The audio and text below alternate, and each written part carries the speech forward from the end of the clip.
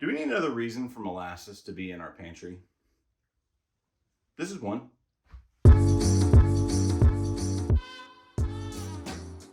We need 2 ingredients, and that's it. One, sugar. The other one, molasses. And that's all you've got for the recipe. All right, if you go to the store or if you're making online orders, grab this, make sure that it's in your pantry. This stuff is what makes brown sugar brown sugar. Now you can do this with a bowl and a fork, but I like to be a little less labor intensive if we can, and I'm gonna use a mini food processor. It's just easier.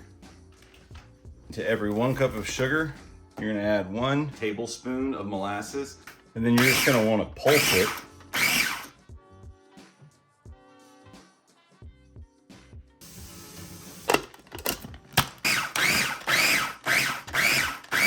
All right, you see how easy that was?